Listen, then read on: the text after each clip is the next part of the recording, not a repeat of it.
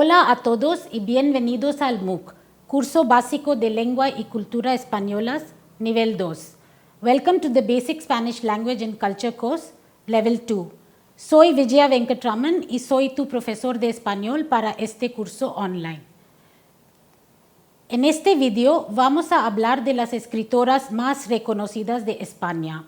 Vamos a enfocarnos en el siglo XIX y XX y también mencionaremos a algunas escritoras y las tendencias principales del siglo XXI. In this video, you will learn about Santa Teresa de Jesús and María de Sayas, important aspects of the lives and works of women writers of 19th and 20th century Spain, and some young voices from the 21st century. Back in the 16th century and through well into the 20th, perhaps the convent was rather a liberating institution that allowed women to flourish in certain areas that would have been barred for them outside the religious context. While this liberty came at a dear and strict price to their individuality, it is by no means a coincidence that the first literary creations by female authors in Spanish came in the form of mystic writings that revolved around a religious trope. Santa Teresa of Avila, also known as Saint Teresa of Jesus, she was canonized in 1622. A Spanish nun, she was one of the great mystics and religious women of the Roman Catholic Church and author of spiritual classics. Active during the Counter-Reformation, she reformed the Carmelite orders of both men and women. Her ascetic doctrine has been accepted as a classical exposition of the contemplative life, and her spiritual writings are among the most widely read. Her written contributions include her autobiography, The Life of Teresa of Jesus, and her seminal work, The Interior Castle, which are both an integral part of Spanish Renaissance literature. Together with The Way of Perfection, her work forms part of the literary canon of Christian mysticism and Christian meditation practices. María de Sayas y Sotomayor, born in 1590 and famous in her own lifetime for her short prose works, she occupies a firm place among the productive writers of the 17th century Spain. Her novels about love and intrigue, which used melodramatic and frequently horrific elements, were widely read and very popular. Novels of Romance and Exemplary Tales is a collection of short novels about the romantic complications of married life, ostensibly told one evening to amuse a sick woman. The stories are mostly about women who are mistreated by husbands or seducers.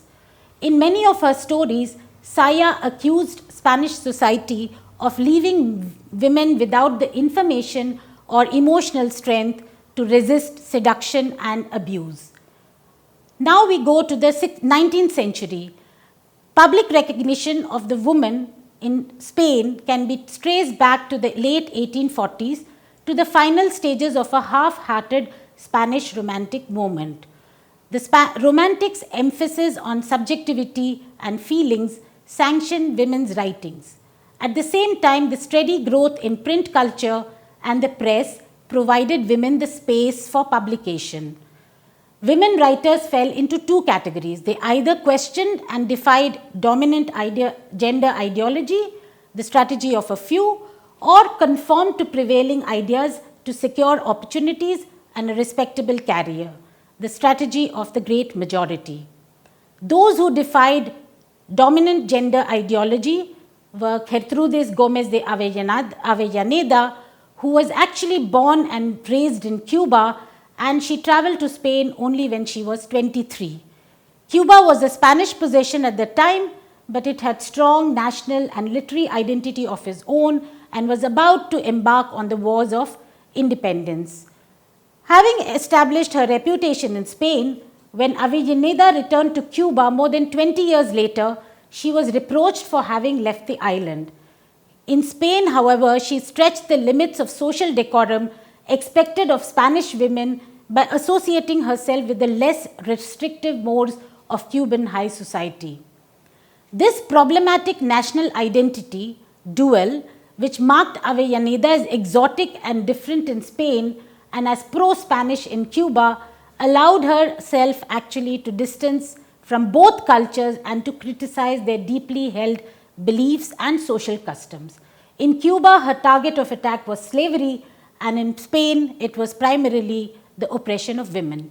Her first novel, Saab, published in 1838, voices the need for social reform and calls for equal opportunity to all, especially blacks and women.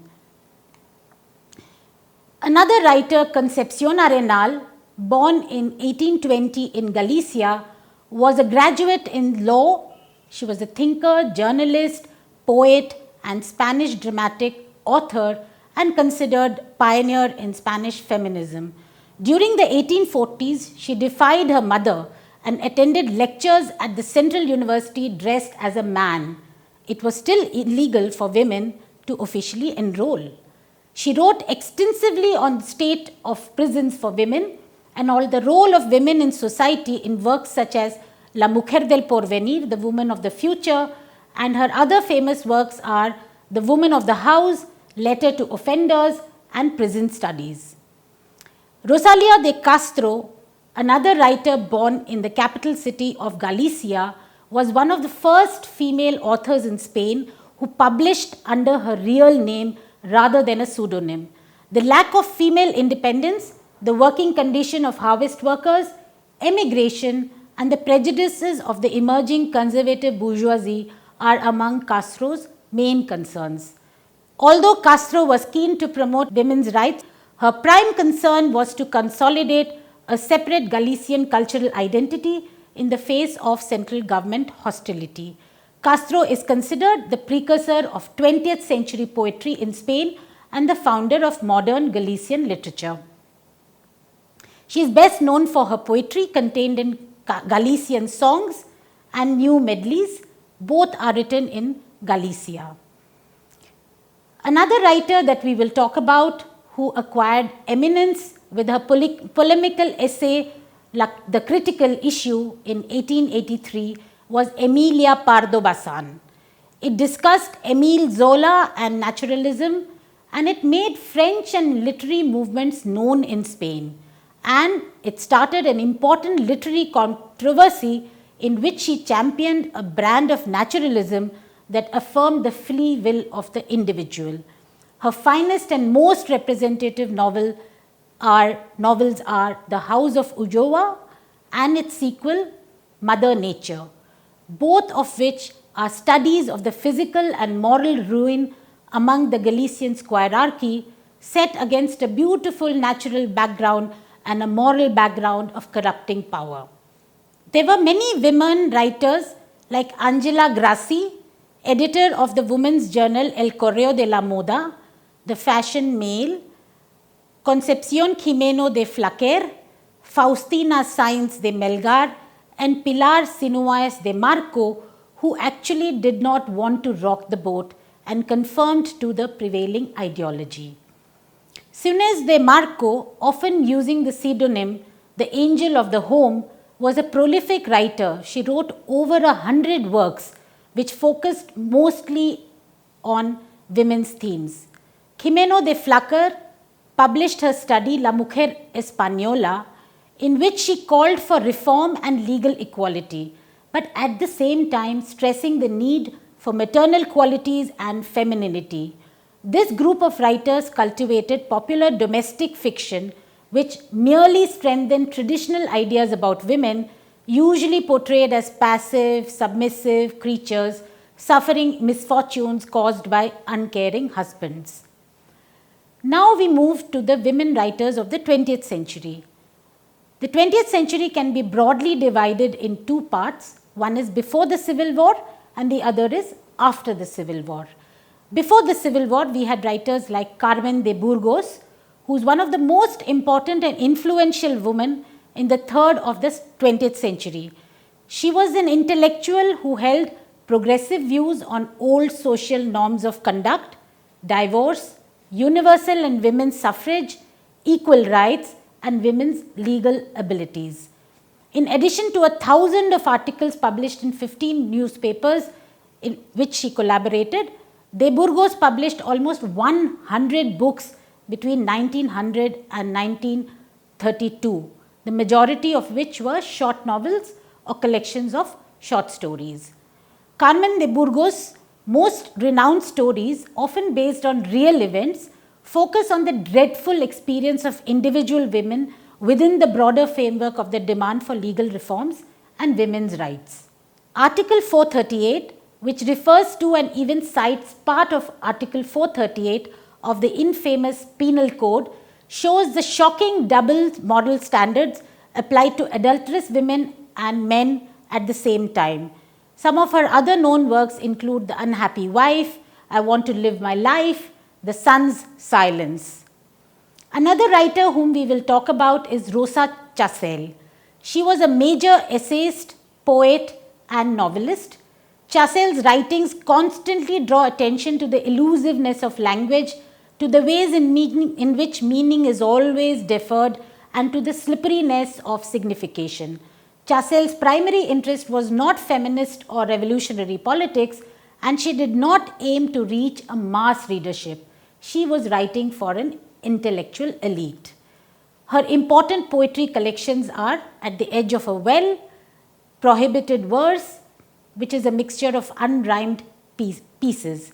Frequent themes are philosophical inspiration, faith, separation, religiosity, friendship, and her wanderings. During the dictatorship and in the post-war period, we have writers like Mercè Rodoreda, who wrote in Catalan. She is considered the most influential contemporary Catalan language writer with translations into more than 30 languages. Her well-known novels are The Diamond Square, also translated as The Time of the Doves. It is considered a modern classic. She spent a large part of her life in voluntary exile in France and Switzerland and only returned to Spain in 1972. And she settled down in Barcelona and she completed her most ambitious novel, which is Mirall Trencat, A Broken Mirror, which draws an excellent portrait of Catalan society at the turn of the 20th century. It has also been translated into Hindi. In April 1939, General Franco came to power after the fall of the Republican forces. The militaristic National Catholic regime did away with democratic liberalism. The feminine section, an arm of the Falange, was created and membership was compulsory for most women. Carmen Laforet, who lived between 1921 and 2004, had an enormous impact on the post-war cultural scene. It undermined her novel, Nada, undermined the triumphalist rhetoric of the victorious right and the boastful claims of a return to order and contentment.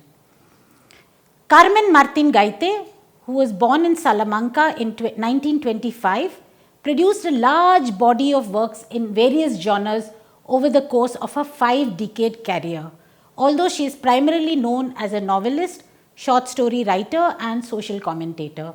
Her novel, El Cuarto de Atrás, The Back Room, is invaluable for the reconstruction of everyday life as experienced by young Spanish women in the 1940s and 50s. The next writer we will talk about is Ana Maria Matute, who was only 10 years old when the war began in 1936, and this inspired her literary works to focus on children caught in the conflict. Although Matute matured as a writer in the post-guerrilla period of the dictatorship, some of the most recurrent themes are violence, alienation, misery, and the loss of innocence. Her work was heavily censored under Franco and she was blacklisted from working as a journalist. Josefina Aldecoa, in her treatment of themes such as a woman's place in society under and after dictatorship, mother-daughter relationships, war and memory, confirms her unique role as a contemporary novelist concerned with women's identity in Spain and as a writer of the mid-generation, also called the Los Niños de la Guerra, the children of the war. Aldecoa experienced the trauma of the Spanish Civil War and Francoist dictatorship at first hand. Her literary apprenticeship began with a student publication in 1950 but it was only 30 years later that Aldecoa embarked on a publishing career. Her most outstanding book is his Historia de una Maestra, or Story of a School Teacher, based upon her mother's teaching experiences during the Second Republic. Now we come to Esther Tusquets, who was a Spanish publisher, novelist and essayist. She was the director of the publishing house Lumen in Barcelona, and her first novel, El mismo mar de todos los veranos, was published in 1978. Her focus was language and the lesbian body as battlefields. Now we come to the end of the dictatorship and the period of democracy and after. When Franco's dictatorship ended in 1975, women's literature in Spain found itself revitalized. Spain's transition to democracy led to a so-called boom in women's narrative, with the emergence of a new group of writers who began to publish at that time. Among them are Rosa Montero, Lourdes Ortiz, Soledad Puertolas, Marina Mayoral, Cristina Fernandez Cuba, Carmen Riera, and Esther Tusquets. Still others such as Carmen Martin Gaite, Ana Maria Foix, and Montserrat Roig, who had already published during Francoism, started to write more self-conscious and experimental works in the late 1970s. Rosa Montero, 1951, is a Spanish journalist and contemporary fiction author. Rosa Montero, born in 1951, she graduated from Madrid School of Philosophy and Arts and began working as a journalist in one of the most important national newspapers, El País, where she has been working for the last 4 decades. She published her first novel called Chronicle of Enmity in 1979. She is a benchmark in the world of Hispanic literature and journalism today. Her works focus on criticizing the injustices in Spanish society, and she has been defending the rights of women, animals, and democracy. And another fundamental characteristic of her work is that she continuously blurs the border between journalism and literature. Almudena Grandes, another very important voice in Spanish letters, was born in Madrid in 1960, and her first novel, Las Edades de Lulu, was an erotic novel and inspired a film of the same name. She wrote more than a dozen novels whose protagonists mostly live on the edges of traditional Spanish society, either struggling against sexual restrictions or marginalized by poverty. She is recognized for her historically themed novels revisiting the years of the Second Republic, the Civil War, and the Franco dictatorship, with a focus on ordinary people who were involved in very difficult political struggles. The first of these works, The Frozen Heart, was published in 2007. Grandes was also a prominent voice in Spain's public sphere, a regular columnist in El País, and frequent radio and television commentator. She was a strong voice calling for what has become known as the recovery of historical memory. She died recently in 2021 after a year of fighting cancer. The next writer we will talk about is Cristina Fernandez Cubas, who is also a writer and a journalist. Most of the women writers that we see today are also writers as well as journalists. And she has been described as one of the most important writers who began to publish after the end of the Franco dictatorship. And she has also been credited with inaugurating what is known as a renaissance in the short story genre. In 2009, her anthology Todos los Cuentos was awarded several prizes, including the Premio Ciudad de Barcelona, the Premio Salambó, and the Premio Tormenta. Mercedes Abad, another voice, she won the Premio La Sonrisa Vertical, a prize for erotic narrative, in 1986, and she is also a journalist and short story writer. Lucia Echevarria de Astainza, who is also known as part of the generation Cronin. The Cronin generation is a generation of Spanish writers who were 20-somethings in the 90s, the Spanish generation X.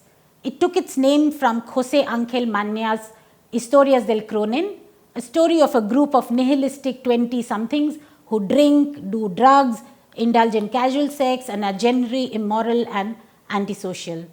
She won the Premio Nadal in 1998 for her novel Beatriz y los Cuerpos Celestes, and won the Primavera Prize in 2001 and the Nadal once again in 2004, confirming her presence in Spanish literature. Belén Ruiz de Gopegui, another young writer, well, not so young anymore, Spanish novelist and essayist, is known for her novel L'Oreal, which won 3 prizes, Premio de la Crítica, Premio Fundación José, Manuel Lara de Novela, etc. From 2011 to 2017, she published 3 novels that explore the relationship between the internet and individuals' capacity for action through the systems of interconnectedness. These are Acceso No Autorizado, El Comité de la Noche, and Quédate este día y esta noche conmigo. Najat El Hashmi, born in 1979, is a Moroccan Spanish writer, and she writes in Catalan. She is the author of a personal essay on her bicultural identity and 3 previous novels, the first of which earned her the 2008 Ramon Llull Prize, the 2009 Prix Ulysse, and was a finalist for the 2009 Prix Méditerranée Étrangère. So, we come to the end of this video and we see that you have learnt about Santa Teresa de Jesus and Maria de Sayas, both important voices of the 16th and 17th century, and we've also seen the important aspects of the lives and works of women writers of the 19th and 20th century Spain. We've also learnt about some young voices from the 21st century. I would urge you to read some of the writings by these women, and I would like to mention my personal favorites, which is Sor Juana's poetry and her response to Sor Filotea, which is a text which is beautifully written and talks about the rights of women. We have get through this Gómez de Avellaneda and her novel Saab, which talks about slavery and the injustice of slavery. And then I come to the 20th century, where we have Carmen Martín Gaites, and I would urge you to read The Back Room, which is one of her best novels. And we have Almudena Grandes, The Frozen Heart, which is also known as the memory novel, where she talks about the lives of ordinary people during the Spanish Civil War. And lastly, I would like to mention Rosa Montero, who is a very well-known journalist, as we've already seen, and her Chronicles of Enmity, which are short chronicles about the relationship between men and women in the 21st century. Thank you very much.